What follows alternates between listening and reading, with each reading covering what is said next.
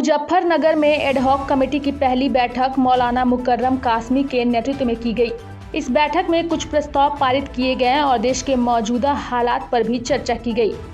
वहीं मीडिया से बात करते हुए मौलाना मुकर्रम ने नूह मेवात व मणिपुर की घटना पर दुख व्यक्त किया। मेरा नाम मौलाना मुकर्रम है, कन्वीनर जमीयत उलमा ज़िला मुजफ्फरनगर। आज बैठक की गई, किन मुद्दों को लेकर? आज हमारी मीटिंग में कई सारे प्रस्ताव पास हुए हैं। एक तो ये है कि जमीयत उलमा का जो इजलास है मुंतजिमा का, वो इजलास तय हुआ है। वो हमारा 20 सितंबर में तय हुआ है, 20 सितंबर में इजलास होगा। दूसरा ये है जमीयत की सभा, हाँ, उसमें हमारे सूबे के अध्यक्ष तशरीफ़ लाएंगे और हो सकता है हमारे जो मरकज़ के जो मौलाना अशरफ मदनी साहब है वो भी तशरीफ़ लाएंगे। इसी तरीके से दूसरा ये है कि हमारे यहाँ जमीयत उलमा में जो एडहॉक कमेटी बनाई गई है, जिसके हम अध्यक्ष हैं, तो जमीयत उलमा के मजबूत कैसे किया जाए, कारकुन को कैसे जोड़ा जाए, इस मुद्दे पर बात हुई है। दूसरा है कि जो हिंदुस्तान में के अंदर फ़िरका वाराना फसाद हो रहे हैं चारों तरफ, जैसे मणिपुर के अंदर जो है मणिपुर जल रहा है, सीरिया की तरह हो रहा है। तो जमीयत उलमा का प्रस्ताव ये पास हुआ है कि जमीयत उलमा सरकार से ये अपील करती है कि फौरी तौर से वहाँ के हालात को बहाल किया जाए और जो है मणिपुर जिस कंडीशन में था उसी कंडीशन में उसको लाया जाए। जिम्मेदारी सरकार की है। दूसरा ये है कि जो नूह और मेवात के अंदर जो वहाँ मंदिर के पास पूजा करने के लिए गए थे, वो भी हमारे भाई हैं, जिन्होंने उनका विरोध किया है। जमीयत उलमा उसका भी विरोध करती है और फिर जो उसके बाद उन लोगों ने उनका विरोध किया है, यानी आपस में जब वहाँ वो लोग अपना प्रोग्राम करने के लिए जा रहे थे, वो जिम्मेदारी पुलिस की थी, उनको सुरक्षा देने की जिम्मेदारी पुलिस की थी।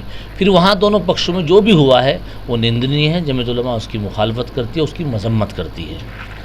अब यह है कि उसके बाद सिर्फ एक कम्युनिटी को उसको जो है परेशान करना और तकरीबन 150 और 200 FIR दर्ज करना और एक मुख्यमंत्री का बयान ये आना कि हम हर आदमी को सुरक्षा नहीं दे सकते हैं, ये जमीयत उलमा इसकी मजम्मत करती है और ये अपील करती है सेंट्रल गवर्नमेंट से कि फौरी तौर से ऐसे मुख्यमंत्री को बर्खास्त किया जाए।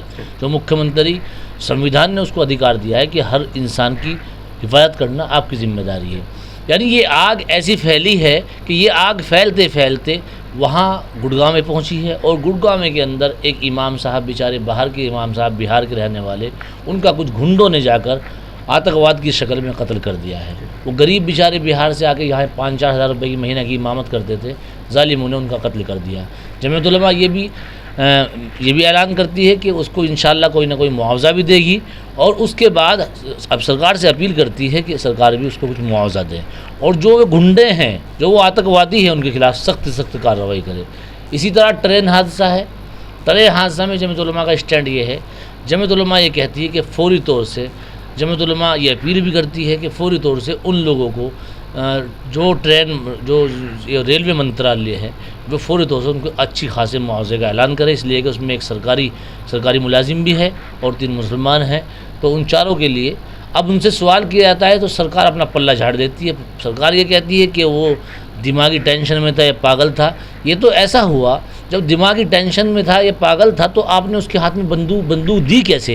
ये तो ऐसा हुआ है जैसे किसी बंदर के हाथ में माचिस दे दी हो और फिर बाद में सवाल करे कि बंदर ने आग लगाई क्यों है। ये गलती सरकार की है, सरकार ने उसको बंदूक दी थी क्यों? लिहाजा उसको फांसी की सजा दी जाए और उन 4 आदमियों को अब अच्छा खासा मुआवजा दिया जाए। जमीयत उलमा ये अपील करती है।